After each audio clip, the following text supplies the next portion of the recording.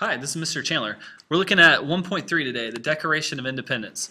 And so you probably start off with, and you already know the Declaration of Independence and that it broke us away from Great Britain. That's good. That's a good first step to know.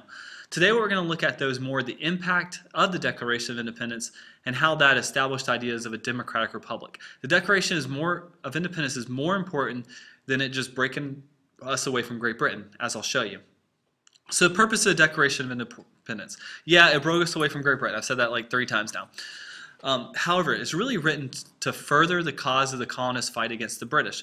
Basically what was happening over here in the colonies is that you had some people who were for the war and who were wanting us to get independent. There were other people who were against independence, and that was actually a pretty good proportion of the population. And then there were people over here who were undecided. They weren't really sure if we should be independent or not. So what this is meant to do is convince reluctant patriots, people that were over here, American colonists, to join the fight. And so the intended audience was either those in the colonies who were loyal to the king or who were uncommitted independents, and it was meant to convince them that we should have independence from Great Britain. I mean, fighting had already started, had been going on for a year. If you think about Lexington and Concord happened in 1775, and the Declaration of Independence was signed in 1776. Supporting independence wouldn't have been an easy decision. Now we look at it back now like, oh yeah, everyone before independence, we got to be free from Great Britain. But back then, most of the people in the United States thought of themselves as being Englishmen, not as being in this unified United States.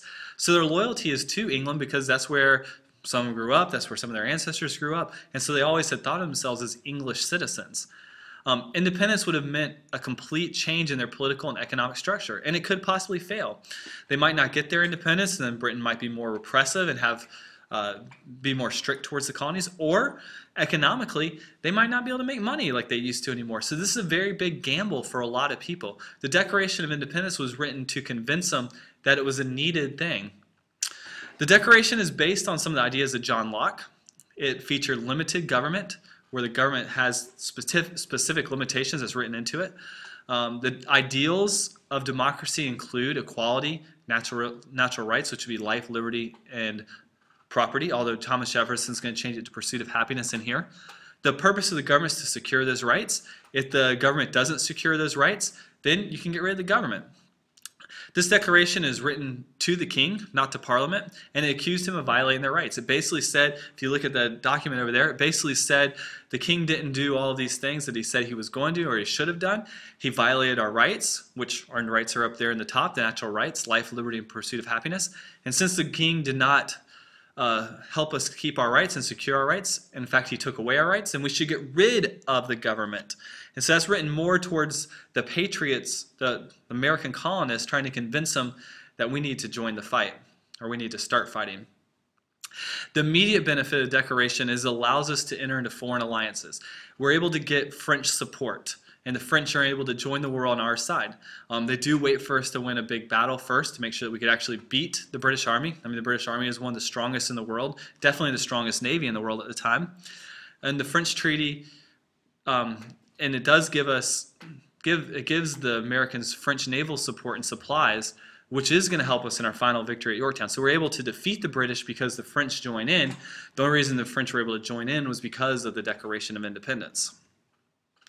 Some of the principles of the Declaration of Independence. Some of these principles impact new state governments and the new government of the United States, which was called the Articles of Confederation. Some of these state governments and the Articles, they create very powerful legislatures, very powerful Congresses, like what Parliament is, and create a very limited executive. Think about, they blamed the king for all these problems, and they said the king was responsible, so they definitely didn't want to create a situation like that where they had someone who was like a king. So in a lot of cases, they didn't even have an executive branch. I know the Articles of Confederation definitely didn't, but some of the state governments didn't have governors either because they didn't want someone that had to get too much power. And that's going to cause problems a little bit later. After the war, Americans began to put the principles of the Declaration into practice. In the North, they started gradually emancipating the slaves. One reason why they started emancipating the slaves was they didn't necessarily have slavery up north, so that was one reason why they were able to. States included freedom of religion into their state constitution. And there was also widespread white male suffrage. So as long as you were a white male, you could vote. And that doesn't seem like a big deal right now, But at the time, that was a huge deal because nowhere else in the world did so many people have like the right to vote. And yeah, it's only one specific group, but that's bigger. That's a bigger group than ever had before. Most times it was still restricted to property owners. But since most people own some sort of property, most men could participate in the voting process. That's a big deal. There are some unfulfilled principles and promises of the Declaration of Independence. One of the lines says, all men are created equal. Well, there's plenty of examples in American history that show that the government did not treat all men equally, and that they certainly didn't, everyone didn't necessarily get their rights. I mean, you look at slavery, you look at how long it took for African Americans to get suffrage, you look at how long it took women to get suffrage, which means the right to vote, and you look at how Native Americans were treated. Surely not everyone's treated like that principle in the Declaration of Independence, which says all men are created equal with certain inalienable rights. This has not only been a rallying cry for those in the United States, but for those around the world. You think back to like the Civil Rights Movement. Civil Rights Movement used this as a rallying cry, showing the Declaration of Independence, and everyone had these rights, and the government was supposed to support these rights. And if the government didn't support those rights, then we can abolish the government according to the Declaration of Independence. So that's been a rallying cry here through the Civil Rights Movement, through women's movement, through other movements. And also it's been a rallying cry around the world. The French Revolution in particular used a lot of the same ideas, although probably a little more bloody than ours.